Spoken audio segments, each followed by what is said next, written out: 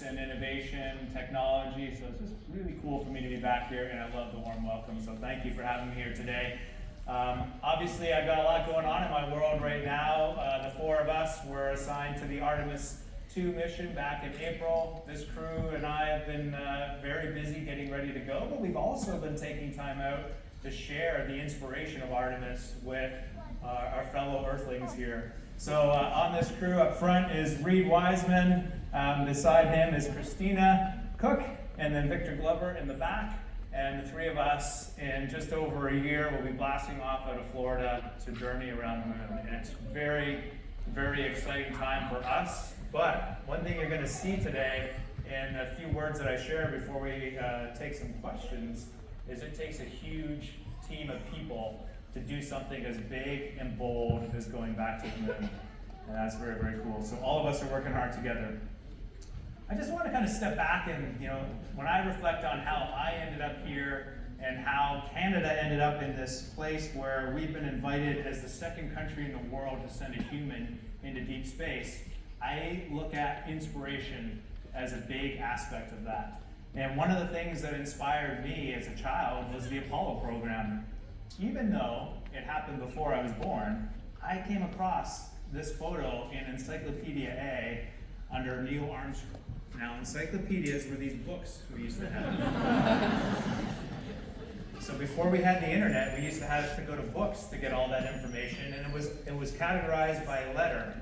And so you had a book that was all the cool A stuff, all the cool A science. And I used to go in Encyclopedia A, I had them at home, I was really lucky, to look at airplanes, because I loved airplanes. But one day, I mistakenly flipped to Armstrong, and I saw this image, and I thought, what? Humans went to the moon? That's crazy. And so, from that moment on, I kind of changed my perspective. I thought, I would like to go to the moon. I would like to be a space explorer. So I changed my treehouse into a spaceship. I started checking out books from the library on space, started trying to learn more about it. And I did one other thing that's really, really important. Now I knew what I wanted, but I needed to tell other people what I wanted to do, because you don't do anything of significance in your life alone. You need a team of people to support you. I told my parents, I told teachers, I told other people that I thought might help me. And when I look back at my life, that is the most important thing I did. I had an objective, and I told people about it. And I'll come back to this again at the end, because this is the biggest takeaway I want all of you, especially the young folks in here. I want you to set goals in your life. They don't have to be career goals. You don't have to want to be an astronaut, but just know what you want. Maybe you have a goal for 2 months from now or a year from now. Set goals, share them with other people, and you will be amazed at the things that you can accomplish. For me, I had decided I wanted to fly, so my dad told me about the Air Cadet program. I joined Air Cadets, an amazing youth program that made an enormous impact on my life. It taught me self-confidence, leadership, and eventually it taught me to fly, prepared me to join the Royal Canadian Air Force. I have to tell you, I was a very shy kid. Like, if old Jeremy could see this today, he wouldn't understand that I could stand up here and talk in front of all of you people. That scared me to death when I was young. And so Air Cadets really pushed me through those boundaries. It challenged me. It made me do things that I was a bit scared to do, but I did them anyway because I had a goal. And that is how I developed myself and had the skills to join the Royal Canadian Air Force. Became a fighter pilot, and when the Canadian Space Agency said they were looking for new astronauts in 2008, I applied. I didn't think I would get it.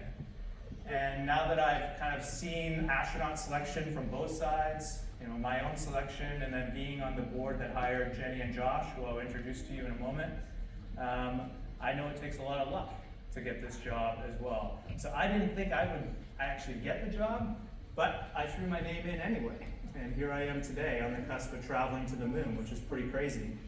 So this is Canada's current astronaut corps. So you've met me now. That's David St. Jacques on the right. So David and I were selected. He was in that previous photo, I forgot to mention it. So we joined in 2009 together, moved down to Houston, Texas, trained down there. David flew to the space station in 2019. 6 months aboard the station, an incredibly successful mission.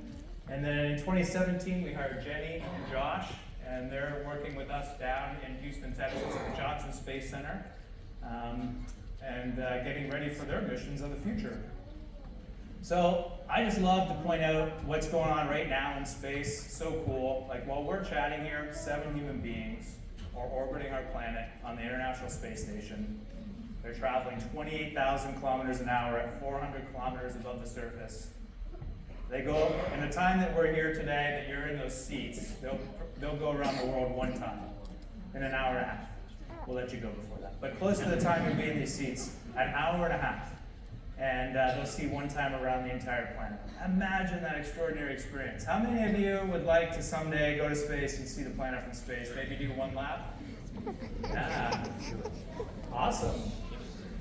I haven't seen it yet. I haven't been to space yet, but I'm so excited to just look out the window and see our planet and all of its beauty.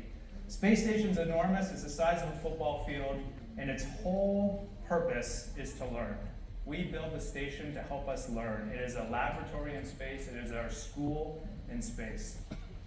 Now, how did Canada get involved? Well, if you look at the back of your $5 bill, you'll see Canadarm2 on your $5 bill.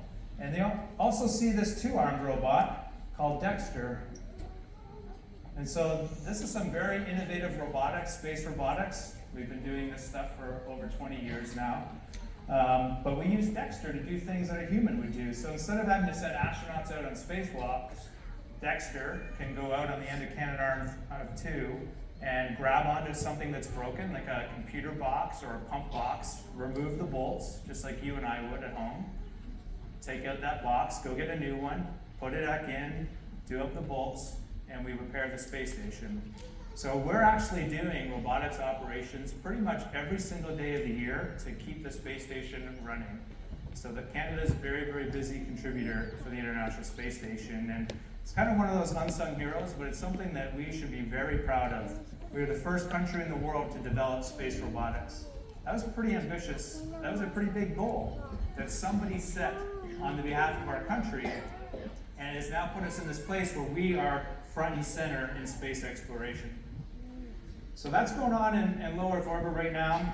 We're testing elements of our Artemis architecture on the space station. It's a very important part of how we get back to the moon.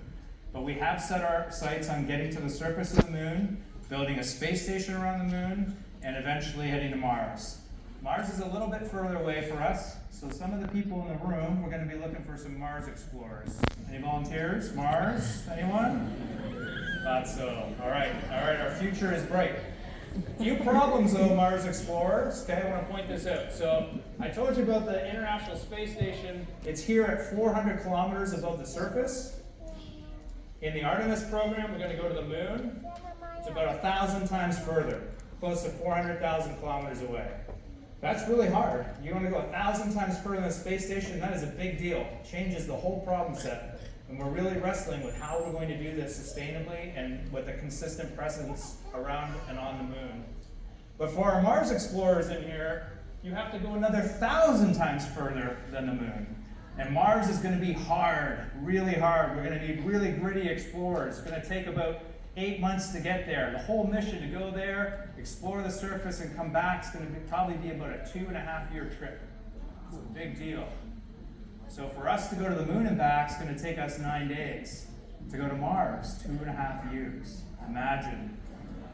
So you got lots of work ahead of you.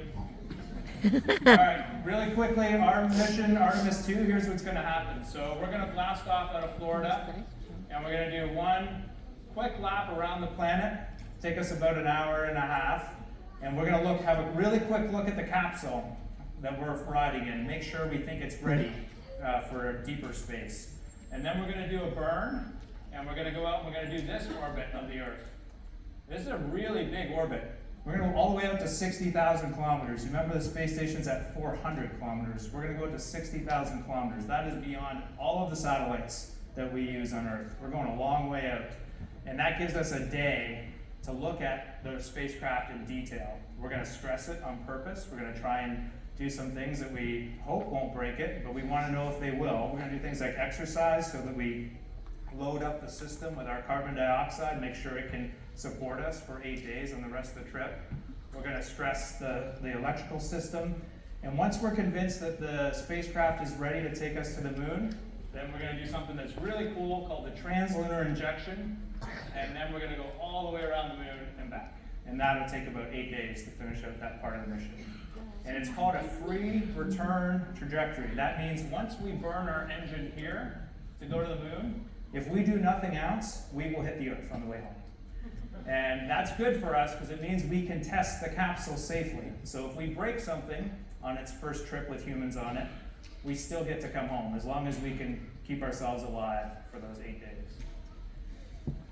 So we've been doing some cool stuff. This is our real capsule. So we got to go check it out in the summer. This is the actual one we'll fly in. They won't let us sit in it yet, but they'll let us look at it. And we got to peek inside. It's got a new car smell. It's very shiny. And it sent shivers up and down my spine to see the real spacecraft. This is not the real one. This is one of our mock-ups that we're training in, so we're allowed to get this one dirty. And these are sleeping bags that are set up here. And we've been trying to figure out where are we going to sleep in this tiny little place. So imagine our trip is going to be just testing this capsule. We can't land on the moon. We don't have a lunar lander. We can't go to the Gateway space station. It doesn't exist yet. We're just going to live in our capsule for those 9 days. It's going to be pretty tight. It's kind of like going car camping in a van, but you never get in. And, so we're just going to be stuck inside this little capsule. So it'll be cozy. Here's a picture of Jenny and I. Remember I introduced you to Jenny, one of our other Canadian astronauts. We're with Dr. Gordon Osinski from Western University. And we were recently in a really cool place in Canada, Labrador, a sacred Innu site in northwestern Labrador. And this is really cool for training astronauts. We're very lucky that the Innu have invited us to train there. And in this place is a rock type called a northosite. And a northosite is kind of like granite. So it's like Canadian Shield material. But the thing about a northosite, it is very rare on Earth today. Used to be lots of it, but the Earth is always recycling itself with volcanoes and plate tectonics and all those things. But in the Canadian Shield, some of that really, really old rock is preserved. And there's a northosite in this place. And this anorthosite was hit by a meteor millions of years ago. And so we can go there and see what an anorthosite looks like. Why? Because the moon is made of anorthosite. And so we get to see what the moon looks like when it's been impacted. Basically, the moon is all impacts. And so this is a really cool place for future surface geologists on the moon to learn, to see what they're going to see on the moon, and to look for the right samples to bring back. So I'm not going to the moon, but the Artemis II crew and some of our other astronauts are already starting to do the training to think about how are we going to get the rest of the Corps ready to go do these really complex jobs on the lunar surface. So this was a really special trip for us. We also got to spend a lot of time with the Innu community, share stories, and understand why this place is very sacred to them. I found this fascinating. So they have been treating this crater as a sacred site for thousands of years. And I love it when like spirituality and science meet. I think that's such a cool synergy. I think it's just really neat that they recognized thousands of years ago this is a very special place on planet Earth, a very powerful place on planet Earth. And science has pointed to us that this is a very special place and a very powerful place on planet Earth. And now most likely every astronaut that goes to the moon will go to Labrador and this sacred Innu site and learn about Mother Earth and learn about their respect and how they view this special place. I think that's a really neat story. We recently did a test run of launch day. So there's no rocket here. This is on the launch pad, the real launch pad, and this is how you walk out to the capsule and get into it. This little gangway, if you will. And you can see the Florida coast there. And so what we did is the whole team exercised at launch, but no rocket. So we slept there in our quarantine facility. We got up, we ate, we got our briefings, we got in our suits, we pretended to say goodbye to some people that were pretending to be our family. And then we got in our little transport vehicles and we rode out to the launch pad and we figured out where we can walk and where we can't walk, where it'll be safe. We went up, we put on our helmets and our gloves, and then we couldn't get in the rocket because it wasn't there. And then we pretended that we scrubbed for some reason, and we undid all that stuff, went back and undressed and all of that. So this is how in the space program, we get ready for really challenging things as we practice, practice, practice. So when you're in school and you're learning something hard and you don't know how to do it, what do? Practice, practice, practice. Right. This is how we do it in space. We're no smarter than you. We have to practice, or we're not going to get it right on the launch day. So this is the rocket we're going to ride on. And this one, well, it's not the one we're going to ride on. This was Artemis 1. So Artemis 1 was a test of this rocket. It had no humans on it. So the first time you fly a rocket, you prefer to not have humans on it if you can. And we're lucky we have enough automation today that we can fly our rocket without humans to test it out. And I was lucky enough to go watch the launch, but if you haven't seen it yet, here it is.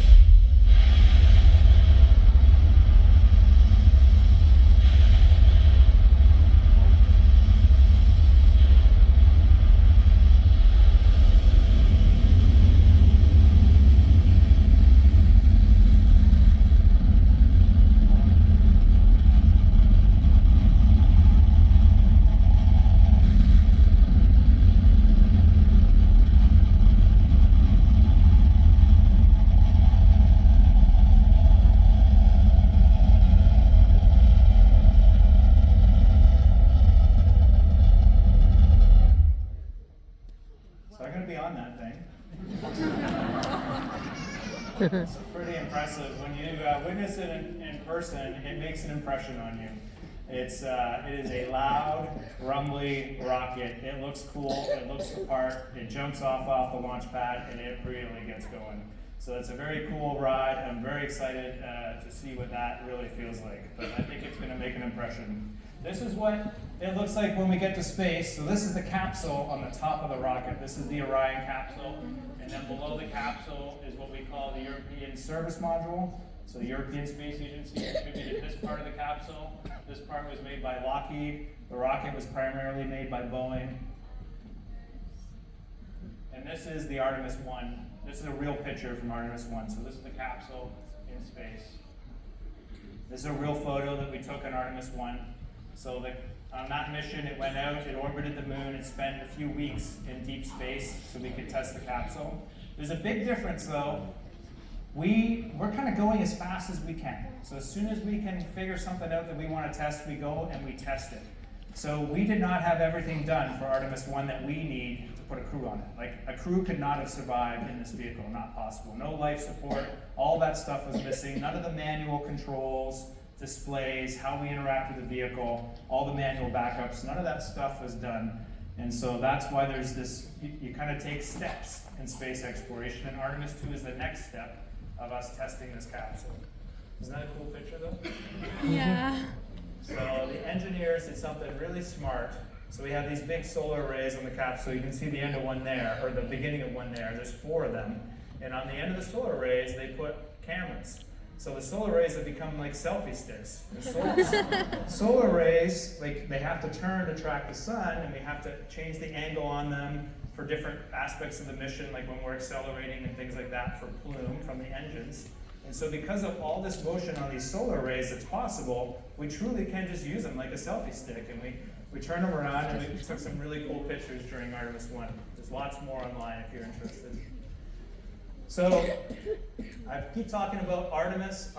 Well, Artemis program is very ambitious, very bold, and part of it is maintaining a sustained presence in the lunar system, around the moon in orbit and on the surface. And this is the Lunar Gateway. And this is primarily why a Canadian is flying on Artemis 2, is because we decided that we would contribute Canadarm3 for the Gateway. So we would help build and maintain the Gateway with a new version of Canadarm that doesn't work in low Earth orbit, it works in deep space with the latency or the delay in communications between Earth and the moon. This is a huge challenge that we've undertaken to design deep space robotics. And again, our country taking some bold steps forward, taking some risks, and doing some cool stuff for humanity. We've also committed. I'm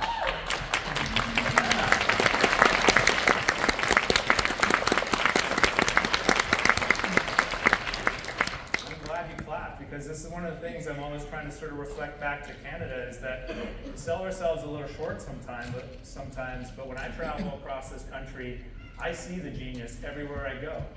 And space isn't, the end-all be-all of everything, but the big goals we set in space, it is unleashing that genius. It's bringing these people together collectively to create some crazy, amazing solutions. Another area that we have some incredible expertise is lunar rovers. I visited Canadensis yesterday, a company in Bolton, in Stratford, Ontario. They're building a lunar rover for us. We just committed this year to build another larger rover to help with our lunar exploration, so some really cool technologies to come. This is an area that there's going to be a lot of work in the future for people that are interested in this. I wanted to highlight another couple of priority areas for the Canadian Space Agency for those of you that are big thinkers and you want to kind of direct your effort in the future where we're going to need some help. One of them is food security.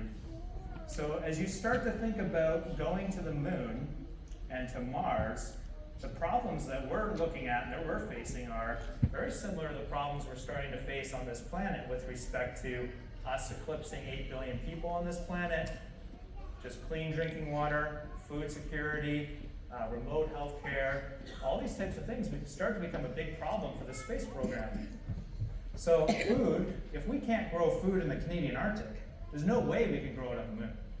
So we have lots of communities living in harsh areas in Canada, harsh climates, and we're trying to leverage that expertise with leading edge science and learn how to grow food on Earth in the Arctic, and then take that expertise with our international partnership to the moon and eventually Mars. And this is a really clever way for Canada, for leaders in Canada, to sort of like do two things at once. We can innovate, solve the problems here that we need to solve anyway, and we can barter them with the international partnership to have more science in deep space, to send more Canadians into deep space and to be part of that lunar economy that is growing. This is one area that we need to work on, food. The other is remote healthcare. As you know, in Canada, we have a public healthcare system. We're spending a lot of government dollars on healthcare. And technology, we did a study on this recently called Health Beyond. And what that study said to us was, there's this space, if you will, this healthcare space is ripe to have some coordinated effort on including or inspiring new innovation to do healthcare and remote healthcare differently. And so this is an area where Canadian Space Agency doesn't have that expertise, but the expertise is all across our country. And we want to leverage and enable that expertise to create the solutions to deliver healthcare in deep space. We want to prove it out here on Earth, help ourselves, and take it to space with the international community. So this is an area that I am particularly, personally very excited about. And you notice in this picture, of course, taking care of our planet. As we venture out on Artemis 2, every chance we get, we're going to be staring back at planet Earth. We're going to see the marble of Earth hanging in the vacuum of space. Our eyes are going to be glued to it. And we're all very worried about things like climate change and the pressure we're putting on Mother Earth today. And so this is another priority area for the agencies. Everything we do, we filter against these priorities and we think, what can space do to help us with respect to climate change and taking care of this planet? And one of those things is science and information. One of the big issues we have is getting us all on the same page with a consistent and common understanding of the problem. All of us agreeing on whether things are real or not real, having real data, real science. Well, space, if you want to take the heartbeat of our planet, the best place to do that from is space. You put a satellite in space, you can image the whole planet with the same sensor. And you can get this incredible suite of data. And we already have a lot of this data. I was really happy to see we just made another investment in continuing our RadarSat satellite constellation so we can continue to collect data. For anyone who's tried to solve a problem, the length of your data set and the consistency of your data set matters a lot. So if you're trying to solve something like climate change, if you only have 1 year of data, it's useful. But if you have 30 years of data from the same types of sensors, it's extremely useful and allows you to develop models and to try and understand. And so our continued commitment to another niche technology in Canada, another area where we excel, RadarSat technology, is going to continue. Why is RadarSat so important? RadarSat can see through clouds, see through rain. And you can always map the Earth, no matter rain or shine, day or night, you can map the Earth and collect data. So this is a very cool technology that we have and we will continue.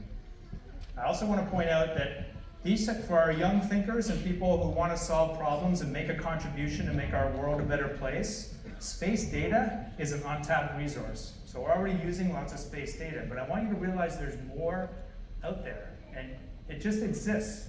And if you have creative ways to use that data, you can help us solve problems with stuff we've already bought and paid for. So think about that.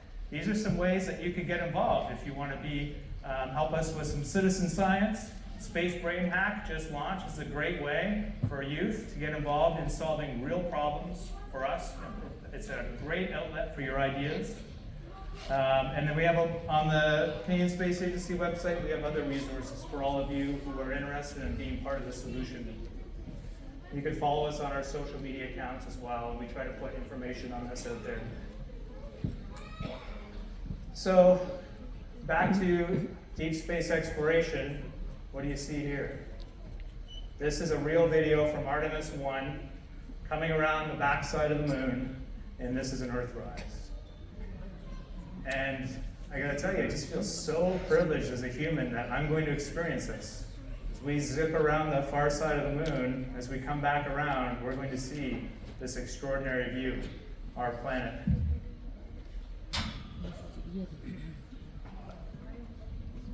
This is kind of where I wanted to end on today. I wanted to think about the challenges that we face.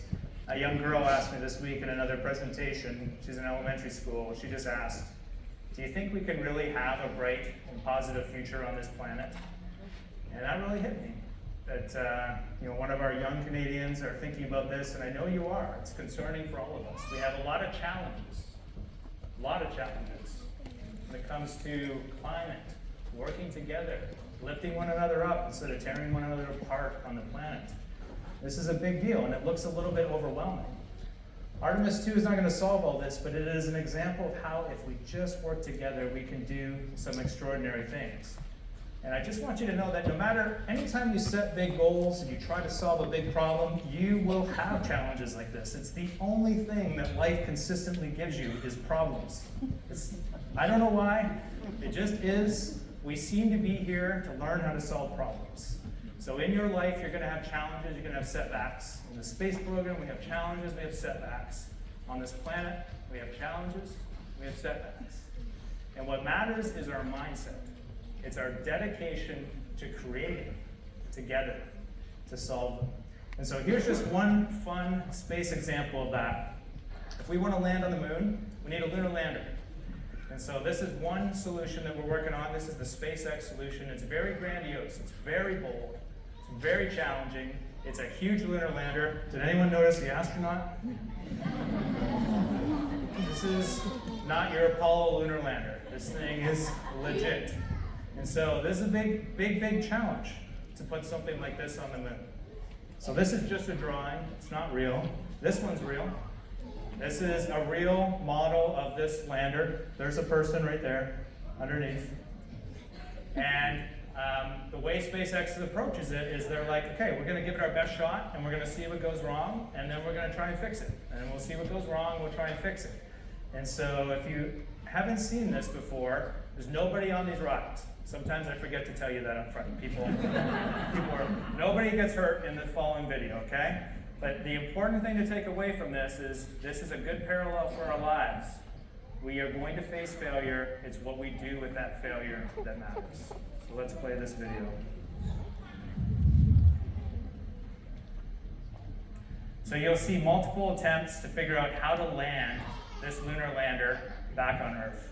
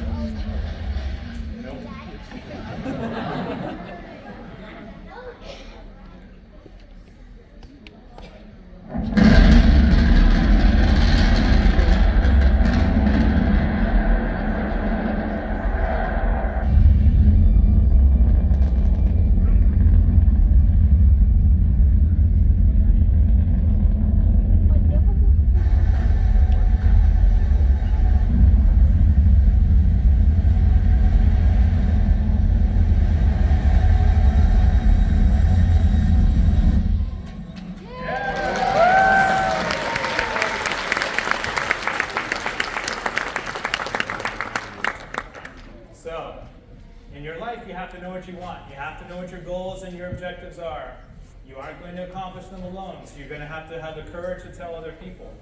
And then, I can guarantee you this, you will have setbacks, you will have failures, you will be discouraged, and you will see that those people that you shared with, they will pick you up, they will equip you to take on those challenges. So thank you. Let's take some questions.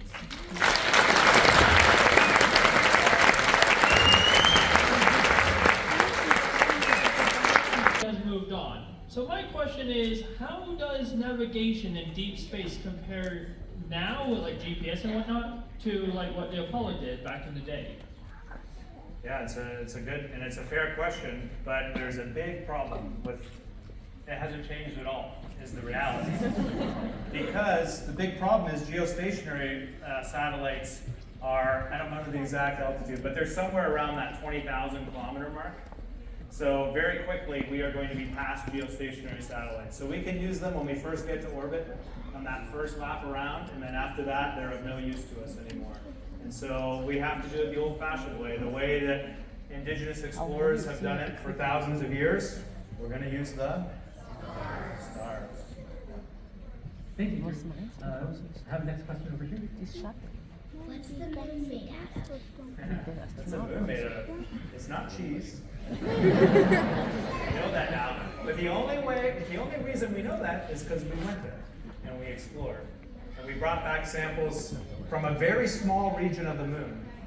And we surmise that the rest of the moon is very similar and made of all the same types, but there's still some questions about what we'll find on the moon. But mostly, I talked about a rock type called anorthosite. And so that is primarily what the moon is made of. And then you had all this volcanic activity on the moon a long, long time ago. And now you have lava all over it. So when you see those like gray patches, that's the lava primarily. And when you see the light patches, that's the anorthosite on kind of a big picture scale. But what is the moon really made of?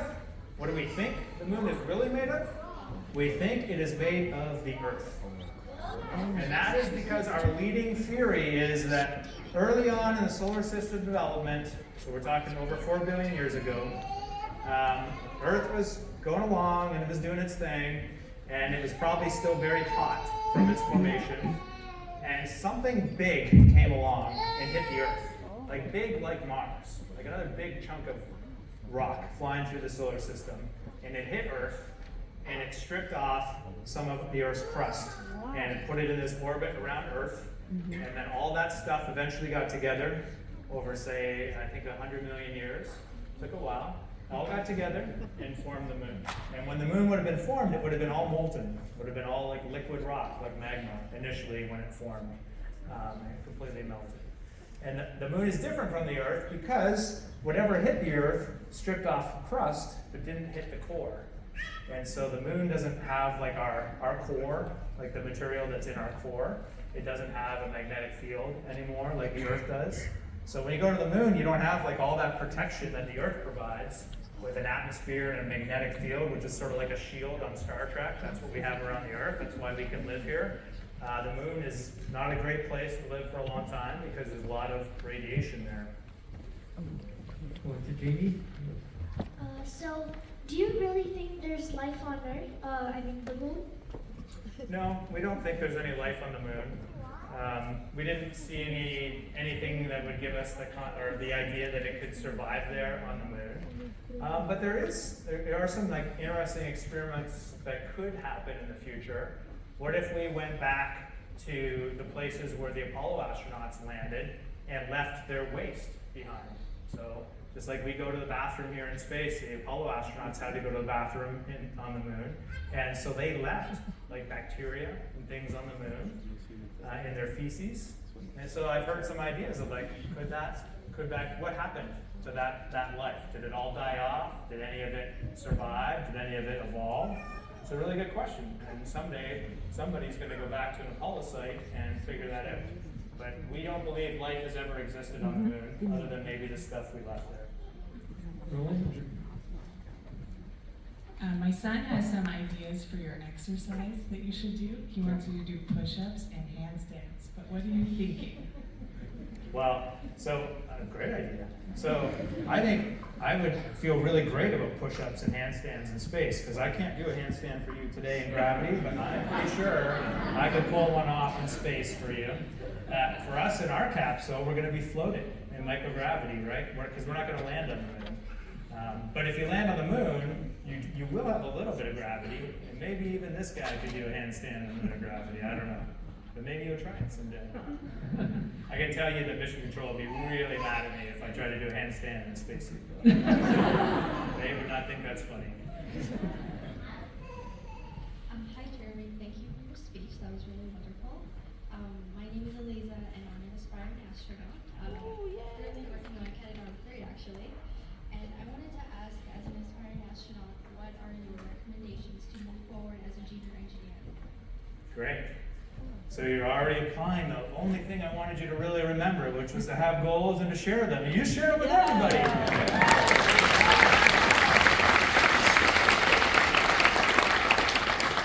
So that was really brave, and I appreciate that. My advice is, I'll give you the same advice Chris gave me when I was in university, and I asked Chris Hadfield, and I asked him a question at a talk he gave, because I was trying to figure out, like, what should I study? I wanted to make sure I studied the right thing, and it's just really simple advice. He said, you want to study what you're passionate about. What are you really interested in? What do you love to do? That's 100% what you need to study. You don't study what I studied, you study what you're passionate about. It's such great advice. In each one of us are special gifts and interests, and you just sort of got to sit back and feel those gifts and interests. You just got to follow them. You got to follow your intuitions. And that will lead you on a path that's very interesting and meaningful for you no matter what happens in your life. And then some other things you can do though, if you're pursuing a goal, you want to actively do some things. One thing that is important for astronauts is what I would call operational experience. So you have to have the academic pillar, but you have to be able to tell some stories when you get to an astronaut selection process about when you were challenged, when you had tough decisions to make, when it wasn't obvious what the right decision to make was and you were still able to make one, or you got help to make one. You want to have some stories about how you reacted to some high pressure situations, because if you're going to go to the tin can with us and we want to know that if we have an emergency, like there's a fire or depressurization, that you're going to be actively fighting to survive with us. Astronauts can't survive everything. Some things can get us. But there's one thing that we always do. We either survive or we die trying. And that is sort of our mantra. So we will never be curled in the corner complaining about it. We will be fighting to the very last second, trying to solve a problem with our friends in Mission Control.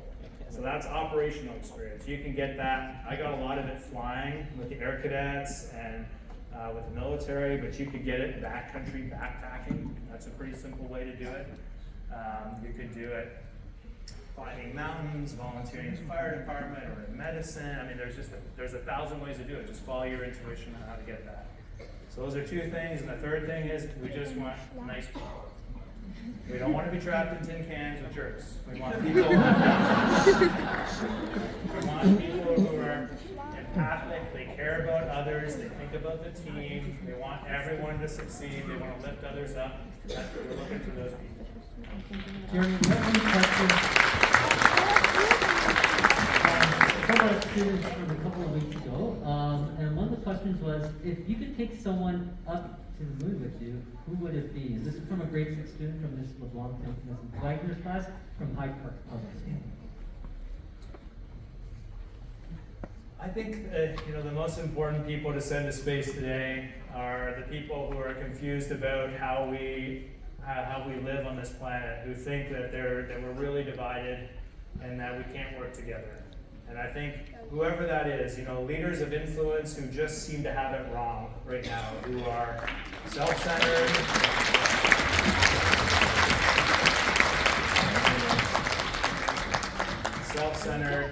think it's a win, or that life is a win-lose scenario.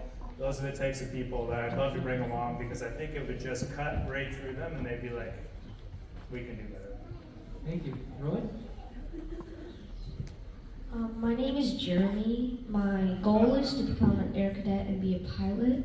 And my question is, are you scared about this mission? Great name, Jeremy. There's going to be a lot of Jeremys in the world, so we got to stick together. I love your goals. It's really great. Thanks for sharing those.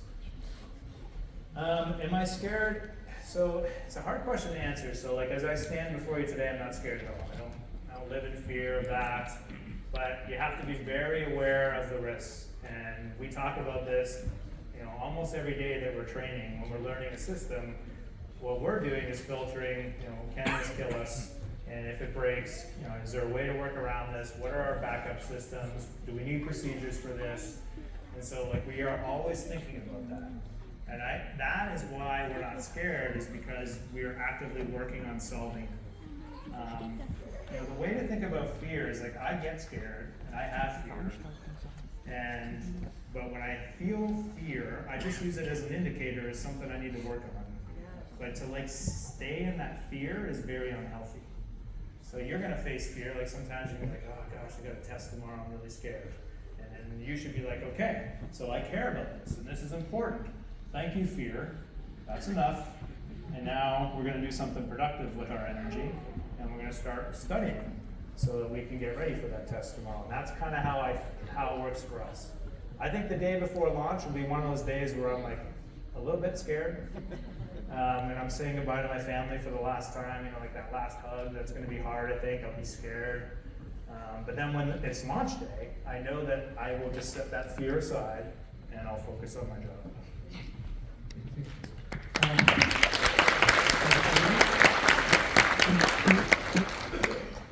So I have a question. I'm seeing I know this is using solar panels as opposed to say Apollo, which used fuel cells, and I know Apollo 13 were in such a big pickle because they were out of water as well because no fuel cells. So knowing that solar panels don't produce water, I guess what's the rationale going this route, and as well as any kind of challenges with water production on board?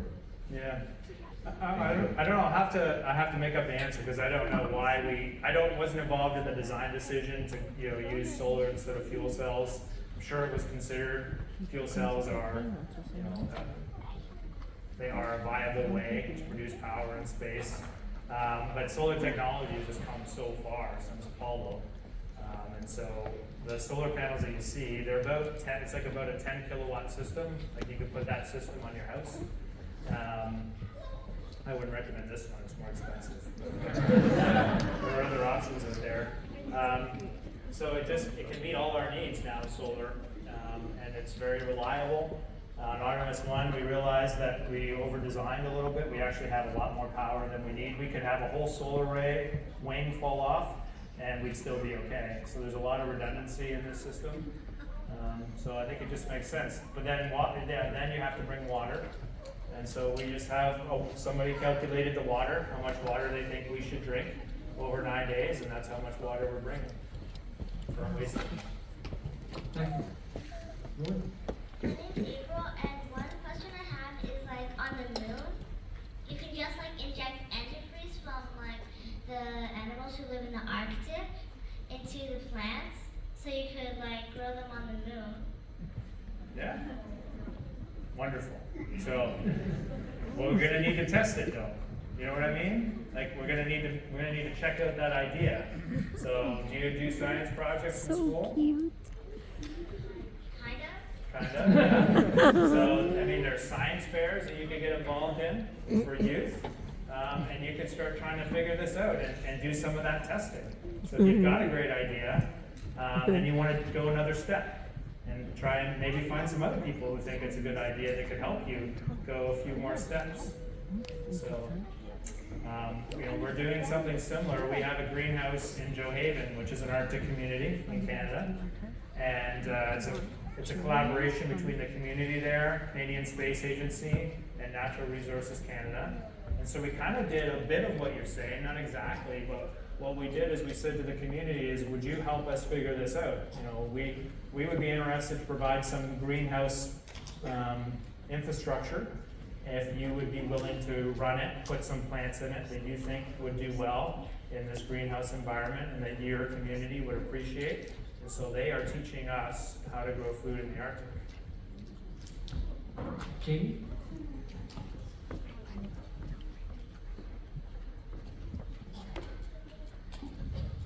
My question is, what was astronaut training like? What was astronaut training like?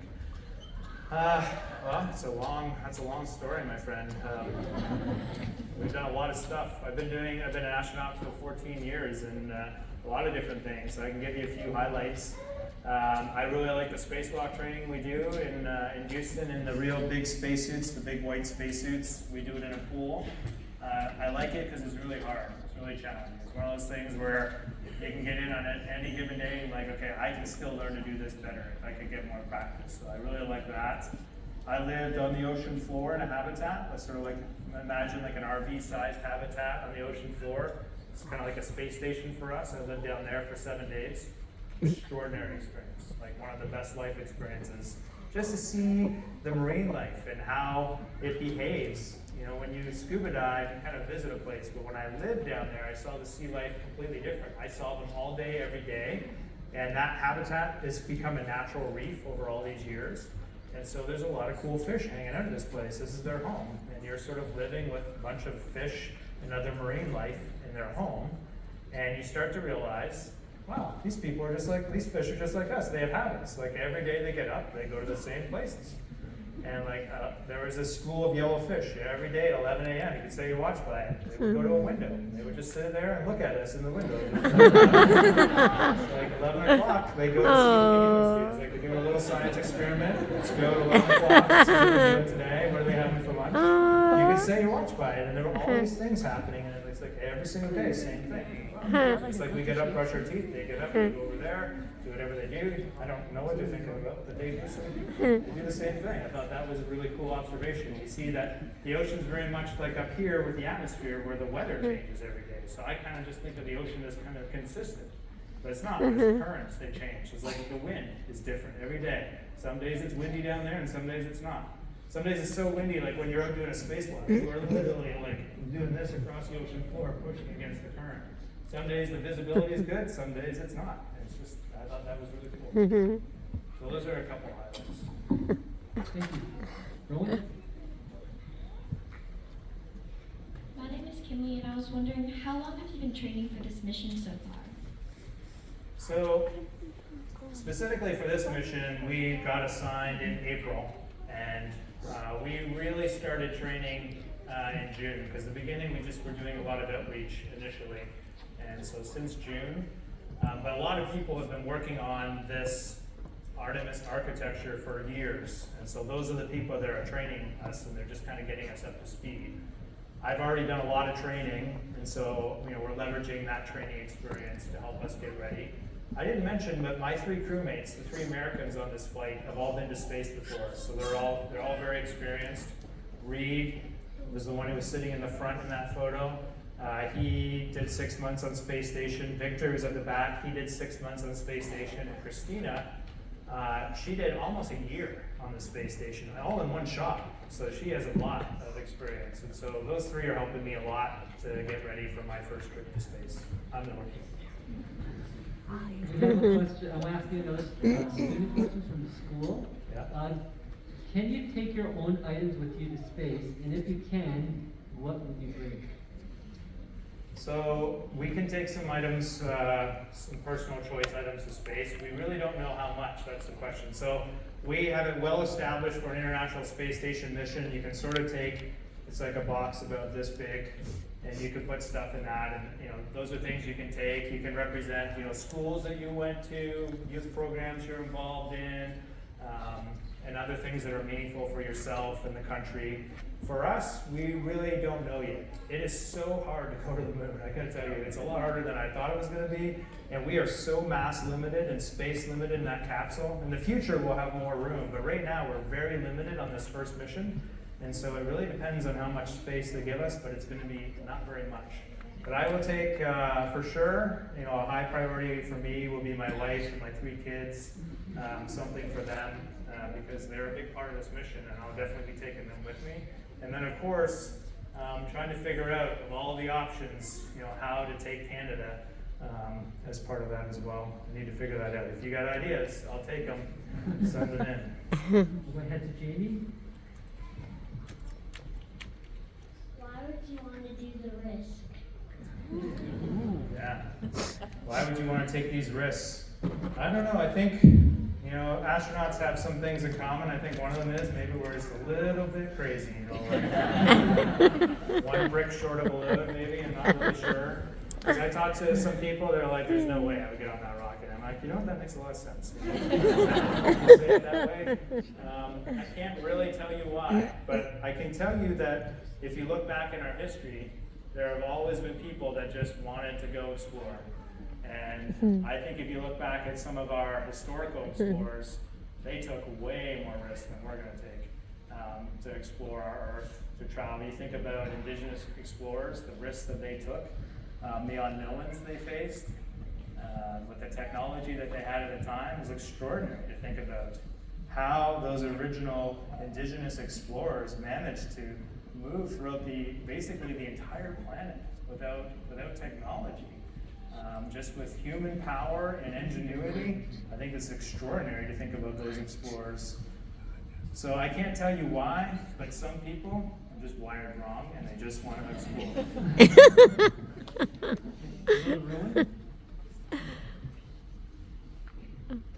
Hi, my name is Ryan, and how do I become an astronaut? So I noticed you already have a helmet. That's a good start. Well, so there's three things, okay? So this will be a bit of a recap, so you heard some of this before. There's three things you need to do. One, academics. You need to do your best in school. Notice I didn't say you need to be the best in school. I said you need to do your best in school. That's good enough. You just need to do your best, which means you put in the best effort that you can. You need to challenge yourself.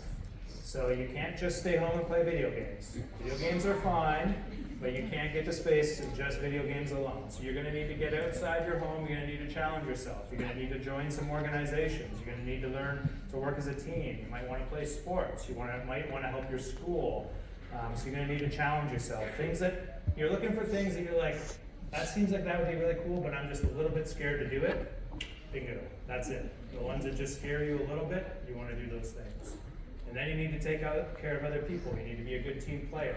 You need to be asking people, you know, what can I do to help you out?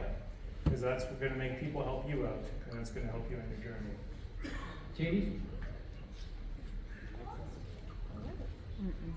Hi, my name is Dia, and so you said that you're gonna try to find out how to plant and produce food on the moon. Have you found any evidence yet or not? Do you mean have we found evidence on the moon already? Like how to plant food and produce it. Well, we have ideas. So just like we can put humans on the moon, we put them inside a spaceship that has the same atmosphere that we can breathe. And so if you want to grow, like right now we're growing food on the International Space Station. And the way we grow food there is they're in a spacecraft, so they have air, pressure, and we use lights with the right frequencies, that the energy, they don't get sunlight where they are in the space station, so we give them artificial light to help them grow. And we don't have gravity there, so we have to do some things. We can't plant them in soil because the soil will just float around, so we have to do sort of like hydroponic. And we're trying different technologies to see how best to grow plants. The moon, again, will be different. So we're going to eventually try growing some plants on the moon and see how we do. So we know we could grow plants on the moon. That's not really the question. We know it could be done. But can we do it in a way that is sustainable, with enough energy? Do we have enough energy resources? Could astronauts actually grow enough to count on it and survive? We're not too worried about the moon, but we're really worried about Mars. So like when you leave Earth to go to Mars, you either have to bring a lot of food, a lot of mass, it's crazy, or you have to be able to depend on growing food. And that's scary. And we are not at the point where we would at all believe that we could harvest consistently a crop to keep astronauts alive. And so we're going to need experience. And that's why growing food in the Arctic would be so powerful. It is different than the moon, but it is a similar challenge. And if we could get to the point where we consistently could count on growing crops and sustain a community with greenhouses in the Arctic, that would be a huge information win for us. We have time for two more questions, so Rowan. My name is Charlie, and my question is a Canadian astronaut gonna get a seat on Artemis 3? Okay, yeah, so future Artemis mission opportunities. So there will not be a Canadian on Artemis 3 or 4, I don't know how long it'll take. So we have this mission, we have another deep space mission to be negotiated, could end up anywhere really, but that would not be to the surface of the moon, that would be into deep space. So that was for our contribution for Canadarm3.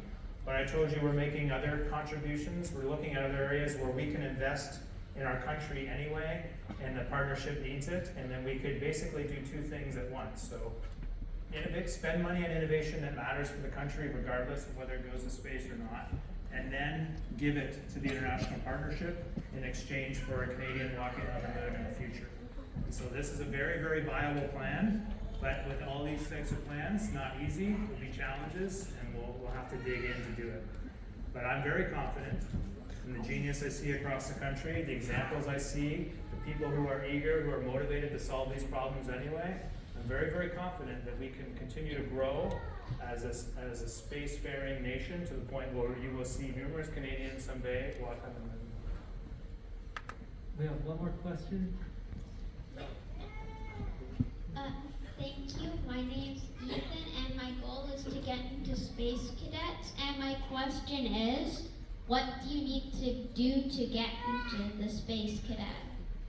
Sorry, the Air Force Cadets. Oh, so do you mean Air Cadets or Air Force? Yeah, Air Cadets. Oh, well, do you live in Toronto?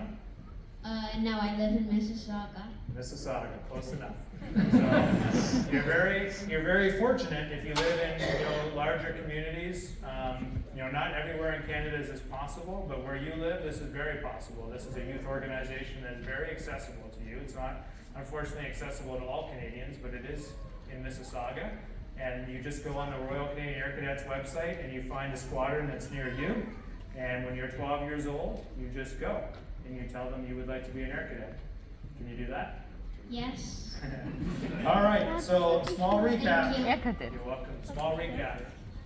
Remember, most important things I shared today, you need to set goals. And you need to share them with others. That's how you will achieve amazing things.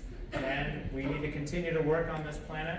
We need to use the examples of a mission like Artemis to remind people that we can do amazing things if we just create together versus destroy.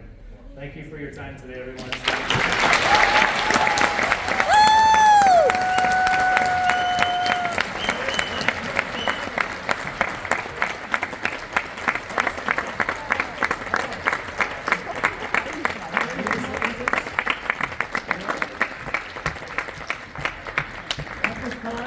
We'd like to say thank you all of you. I'd like to invite Janice to say some closing remarks.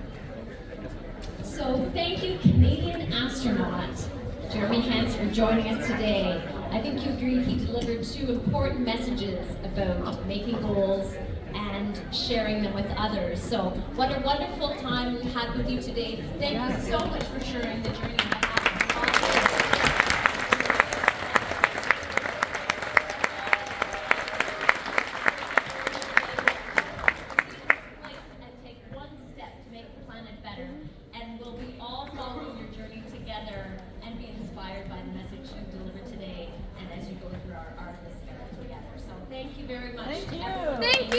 Thank you.